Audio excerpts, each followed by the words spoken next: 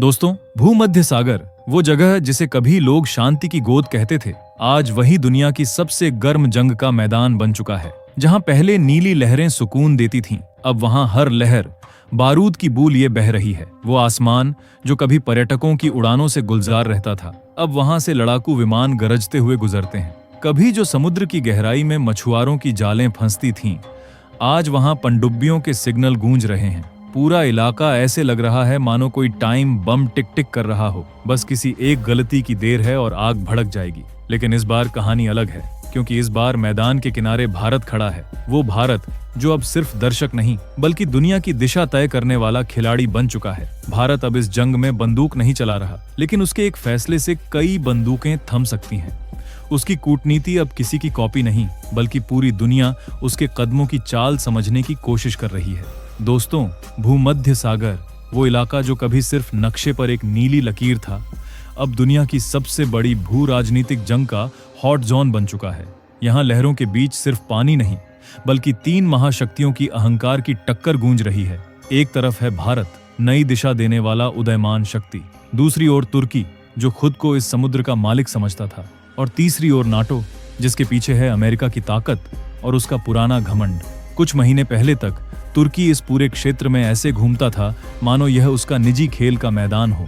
वह बार बार बयान देता, भारत की यहाँ कोई जगह नहीं। लेकिन वक्त बदलने में देर नहीं लगती। जो कभी दूसरों पर उंगली उठाता था, आज वही तुर्की अपनी ही बनाई बिसात में फंस चुका है। भारत ने तब भी कहा था, समुद्र किसी एक देश की जागीर नहीं होता, ये सबका है, सबकी जिम्मेदारी है। लेकिन तुर्की ने उस बात को कमजोरी समझ लिया। अब वही गलती उसके सिर दर्द बन गई है। आज भूमध्य सागर की लहरों पर सिर्फ जहाज नहीं तैर रहे, बल्कि एक नया इतिहास लिखा जा रहा है, जहां भारत अब सिर्फ किनारे से देखने वाला नहीं, बल्कि खेल का असली गेम चेंजर बन चुका है। और दोस्तों, असल खेल तब पलटा जब नाटो ने एंट्री मारी, वो भी धमाके के साथ। जिस संगठन का नाम आते ही दुनिया के सबसे ताकतवर देशों की तस्वीर सामने आ जाती है, अमेरिका, ब्रिटेन, फ्रांस और जर्मनी, वही नाटो अब भूमध्य सागर की लहरों पर अपनी ताकत का प्रदर्शन कर रहा है। बीते 24 घंटों में जो हुआ, उसने दुनिया के सबसे शांत समुद्र को एक तरता हुआ युद्ध क्षेत्र बना दिया। सूत्रों के मुताबिक नाटो ने अब तक 150 से ज्यादा वॉरशिप्स भूमध्य सागर में तैनात कर दी हैं। और बात यहीं खत्म नहीं होती।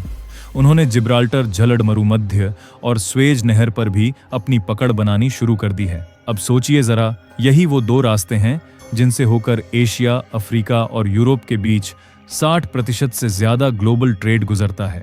अगर ये रास्ते रुक गए तो पूरी दुनिया की अर्थव्यवस्था एक पल में घुटनों पर आ जाएगी। भारत ने जब यह हलचल देखी तो तुरंत समझ गया, यह कोई साधारण सैन्य तैनाती नहीं, बल्कि पूरे इलाके पर नियंत्रण जमाने की चाल है। और यहीं से शुरू हुआ भारत का वो कदम जिसने नाटो की पूरी रणनीति को हिलाकर रख दिया। भारत ने शुरुआत से ही एक बात साफ कर दी थी, भूमध्य सागर में अगर किसी ने बंदूकें तानी तो उसका असर पूरी मानवता पर पड़ेगा। पर नाटो ने भारत की यह चेतावनी हवा में उड़ा दी। तो आखिरकार पूरी डेवलपमेंट क्या है? चलिए इसे थोड़ा गहराई से समझते हैं, बिल्कुल ही आसान तरीके से। लेकिन उससे पहले, अगर आप वीडियो देख ही रहे हो तो बस 1 सेकंड निकालकर लाइक बटन दबा दो और चैनल को सब्सक्राइब कर लो। आपके लिए 1 सेकंड होगा, लेकिन हमारे लिए बहुत बड़ी मदद है। दोस्तों, अब हालात इतने बिगड़ चुके हैं कि भूमध्य सागर आज शांति का नहीं, बल्कि तनाव और हथियारों का प्रतीक बन चुका है। 20 से ज्यादा विदेशी सैन्य टुकड़ियां इस छोटे से जल क्षेत्र में डेरा डाले बैठी हैं।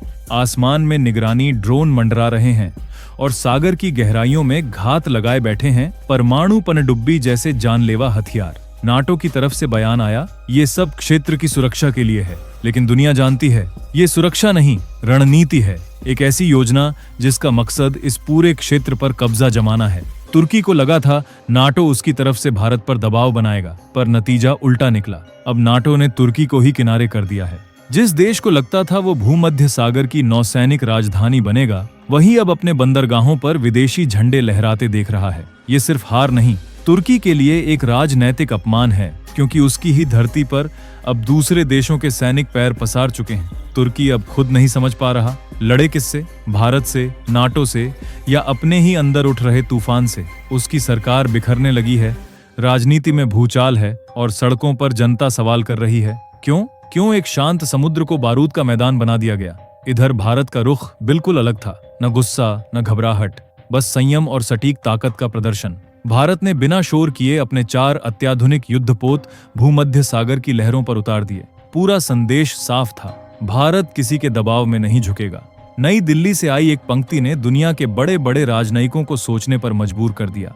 समुद्र मानवता की साझा धरोहर है, इसे कोई देश, कोई संगठन अपनी मिल्कियत नहीं बना सकता। ये बयान सिर्फ शब्द नहीं थे, ये भारत की इच्छा शक्ति और कूटनीतिक ताकत का ऐलान था। भारत ने बिना एक भी गोली चलाए पूरी दुनिया का ध्यान अपनी तरफ मोड़ लिया। और अब हालात ये हैं, हर बड़ी ताकत, हर अंतर्राष्ट्रीय एजेंसी भारत की अगली चाल पर गहरी निगाहें जमाए बैठी हैं।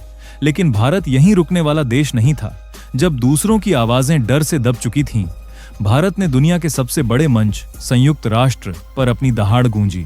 सभा में सन्नाटा छा गया जब भारत के प्रतिनिधि ने कहा, अगर किसी देश या संगठन को भूमध्य सागर पर कब्जे की इजाजत दी गई तो यह मानवता के लिए सबसे बड़ा खतरा होगा। ये सिर्फ एक बयान नहीं था, ये एक सीधा संदेश था। किसी भी कीमत पर भारत दुनिया की शांति और स्वतंत्रता के साथ खिलवाड़ नहीं होने देगा। और भारत की यह आवाज इतनी गूंजदार थी कि असर तुरंत दिखने लगा। रूस ने बिना किसी हिचकिचाहट के कहा, जरूरत पड़ी तो हम भारत के साथ हैं। इजराइल ने भारत के रुख का समर्थन करते हुए ऐलान किया, भूमध्य सागर की आजादी बचाना पूरी मानवता की जिम्मेदारी है। यहाँ तक कि जापान, ऑस्ट्रेलिया और चौंकाने वाली बात चीन तक ने कहा कि भारत की स्थिति तार्किक है, न्यायपूर्ण है। अब हालात बिल्कुल बदल चुके हैं। भारत का पक्ष अब वैश्विक राजनीति के केंद्र में है और अमेरिका व नाटो जैसे दिग्गज संगठन धीरे धीरे दुनिया के मंच पर अकेले पड़ते जा रहे हैं। जरा सोचो दोस्तों, वो नाटो जो कभी दुनिया को अपनी शर्तों पर नचाता था,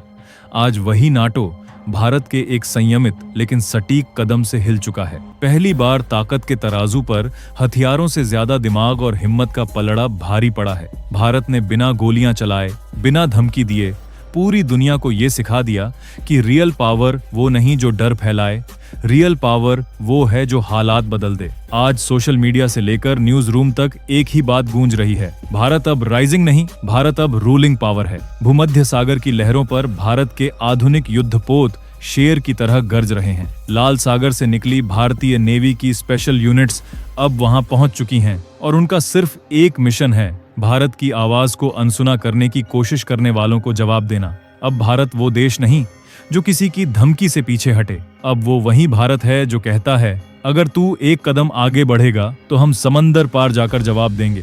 दुनिया अब ये समझ चुकी है, भारत अब किसी के फैसले का हिस्सा नहीं बनता, भारत अब फैसला सुनाता है। दोस्तों, हालात अब इतनी तेजी से बिगड़ चुके हैं कि बस एक चिंगारी बाकी है और पूरा भूमध्य सागर आग में बदल सकता है। एक तरफ नाटो की भारी भरकम फौजें, दूसरी ओर भारत के गरजते युद्धपोत, बीच में तुर्की अपने ही जाल में फंसा और बाहर से रूस और चीन जैसे दिग्गज हर हरकत पर बारीक नजर रखे हुए हैं। समुद्र की गहराइयों में दर्जनों पनडुब्बियां मौत की तरह खामोश बैठी हैं। ऊपर आसमान में ड्रोन और स्पाई प्लेन ऐसे मंडरा रहे हैं जैसे बस किसी पल सब कुछ फट पड़ेगा। वही इलाका जो कभी दुनिया के सबसे खूबसूरत जलमार्गों में गिना जाता था, अब बारूद से लबालब है। नीला पानी अब काला दिखाई देने लगा है क्योंकि उसमें सिर्फ लहरें नहीं बल्कि टकराव की आहटें हैं। और ऐसे माहौल में भारत ने वो किया जिसकी किसी को उम्मीद नहीं थी। उसने एक ऐसा प्रस्ताव रखा जिसने पूरी दुनिया को सोचने पर मजबूर कर दिया, एक ग्लोबल मरीन यूनियन, जहां कोई भी देश किसी भी समुद्र पर अपना हक नहीं जमा सकेगा। भारत ने कहा, समुद्र किसी का गुलाम नहीं, यह मानवता की साझा धरोहर है। यही वो विचार है जो अब दुनिया के लिए उम्मीद की नई किरण बन गया है। कई देश खुलकर भारत के समर्थन में आ गए हैं और कूटनीतिक गलियारों में चर्चा है कि आने वाले हफ्तों में भारत एक बड़ा अंतर्राष्ट्रीय समुद्री सम्मेलन बुलाने जा रहा है। अगर ऐसा हुआ तो यह सिर्फ एक सम्मेलन नहीं बल्कि इतिहास की सबसे बड़ी घोषणा होगी कि अब शांति की परिभाषा भारत तय करेगा। दोस्तों, हालात अब बेहद तनावपूर्ण हैं। अमेरिका और नाटो की जिद और अहंकार इतने बढ़ चुके हैं कि फ्रांस और जर्मनी जैसे देश भी उनके पीछे नहीं हैं। वे जानते हैं कि अगर ये हालात और बिगड़े तो भूमध्य सागर एक भयंकर युद्ध का मैदान बन सकता है। यूरोप पहले ही आर्थिक संकट में जूझ रहा है, अब नया युद्ध, यह उसके लिए विनाशकारी होगा। लेकिन अमेरिका अपनी चाल से पीछे नहीं हट रहा और नाटो का अहंकार इसे रोकने नहीं दे रहा। और वहीं भारत, यह देश इस पूरे संकट में सबसे संतुलित और नैतिक भूमिका निभा रहा है। न वह सीधे युद्ध चाहता है, न वह पीछे हटने वाला है। उसकी नीति साफ है किसी को दबने नहीं देना और खुद किसी के दबाव में नहीं आना। यही वजह है कि पूरी दुनिया भारत की इस चाल की तारीफ कर रही है। विशेषज्ञ कह रहे हैं कि यह 21वीं सदी की सबसे परिपक्व कूटनीति है। संयम, बुद्धिमत्ता और मजबूती तीनों एक साथ। लेकिन सवाल अब भी गूंज रहा है, क्या भूमध्य सागर नया युद्ध क्षेत्र बनेगा? क्या भारत और नाटो आमने सामने होंगे? इस बार असर सिर्फ एक देश पर नहीं, पूरी मानवता पर पड़ेगा। तेल की कीमतें, व्यापार के मार्ग, वैश्विक अर्थव्यवस्था, सब कुछ पलट सकता है। लेकिन भारत पूरी तरह तैयार है, न सिर्फ अपने देश की बल्कि पूरी दुनिया की स्वतंत्रता और शांति की रक्षा के लिए। यही भारत है जो कभी गुटनिरपेक्ष नीति का प्रतीक था और अब वैश्विक संतुलन का नया स्तंभ बन चुका है। आज दुनिया ने देखा भारत बिना युद्ध के भी अपनी ताकत कैसे स्थापित करता है, और यही बात अमेरिका और नाटो जैसी महाशक्तियों को सबसे ज्यादा परेशान कर रही है। इतिहास की किताबें अब लिख रही हैं, महासागर अब किसी एक देश की जागीर नहीं रहेगा। भारत ने यह संदेश पूरी दुनिया को साफ दे दिया है। दोस्तों, इतिहास गवाह है कि जब भी किसी ने भारत को दबाने की कोशिश की, भारत ने न सिर्फ जवाब दिया बल्कि अपने मूल्यों और विश्व शांति के लिए नया रास्ता भी खोला। अब यही चाल नाटो मुख्यालय में हलचल मचा रही है। अंदरूनी सूत्र बताते हैं कि अमेरिका और उसके यूरोपीय सहयोगियों के बीच मतभेद खुलकर सामने आ गए हैं।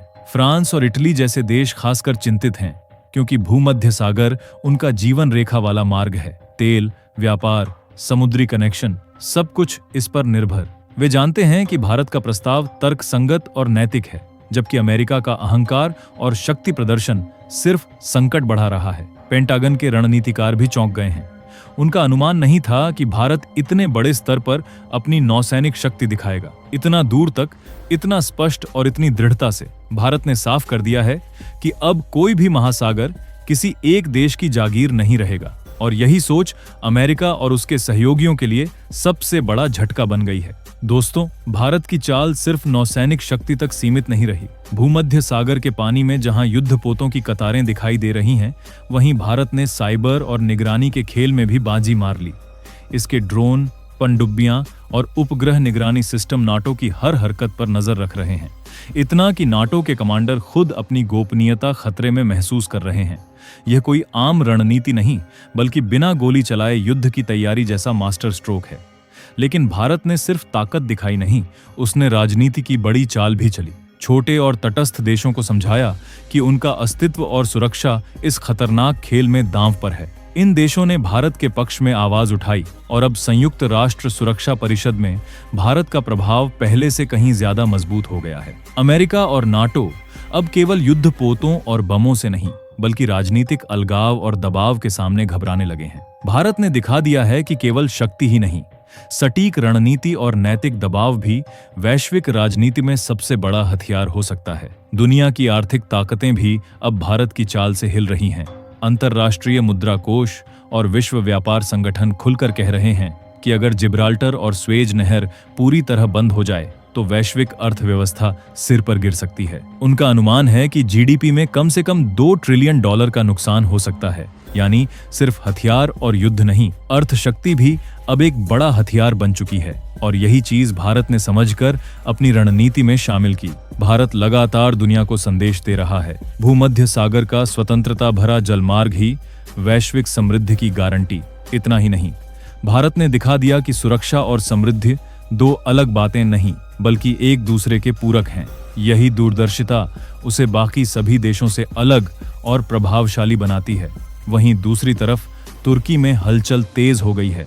जनता सड़कों पर उतर आई है और विरोध प्रदर्शन तेज हो गए हैं। उन्हें अब समझ में आ गया है कि उनकी सरकार ने अपने देश को नाटो और भारत के बीच मोहरा बना दिया है। तुर्की के नौसेना प्रमुखों ने भी चेतावनी दी कि वे दो महाशक्तियों के खिलाफ एक साथ युद्ध के लिए तैयार नहीं हैं। इस आंतरिक उथल-पुथल ने तुर्की की स्थिति कमजोर कर दी है और नाटो तथा अमेरिका को यह साफ कर दिया है कि अब तुर्की भरोसेमंद साझेदार नहीं रहा, और यही स्थिति भारत के लिए अवसर बन गई है। अब नाटो और अमेरिका को सीधे भारत के साथ कूटनीतिक बातचीत करने के लिए मजबूर होना पड़ा है। भूमध्य सागर की हलचल अब और बढ़ गई है। रूस ने अचानक पूर्वी हिस्से में अपने युद्धपोतों को हिला दिया, मानो कह रहा हो, अगर खेल बिगड़ा तो हम भी पीछे नहीं हटेंगे। नाटो के लिए यह एक साफ चेतावनी है कि अब कोई चीज बिना मुकाबले नहीं जाएगी। चीन भी पीछे नहीं है। उसने अपने बयान में समुद्री स्वतंत्रता और अंतर्राष्ट्रीय कानून की बातें दोहराईं, लेकिन हर शब्द में परोक्ष रूप से भारत के रुख को बल मिला। यानी वैश्विक शक्तियां अब धीरे धीरे भारत के साथ खड़ी होती दिख रही हैं। भारतीय सेना ने प्रेस कॉन्फ्रेंस में स्पष्ट कर दिया कि युद्धपोतों पर किसी भी दुस्साहस का जवाब अकल्पनीय तीव्रता से दिया जाएगा। यह पुरानी रणनीति से एक साहसिक बदलाव है। यह बताता है कि भारत अब सिर्फ रक्षा नहीं, बल्कि अपने राष्ट्रीय हितों की रक्षा के लिए पूरी तैयारी के साथ मैदान में है। बाकी दोस्तों, आप लोगों की इस पूरे मुद्दे पर क्या राय है? अपनी राय कमेंट में जरूर बताएं। और दोस्तों, ये थी आज की बड़ी खबर, जो काफी रिसर्च और मेहनत के बाद हमने आपके सामने रखी है। तो अगर आप हमारी मेहनत को सपोर्ट करना चाहो तो वीडियो को लाइक और चैनल को सब्सक्राइब करके अपने दोस्तों से शेयर कर दें, ताकि उन्हें भी ये जानकारी मिल सके। जय श्री राम।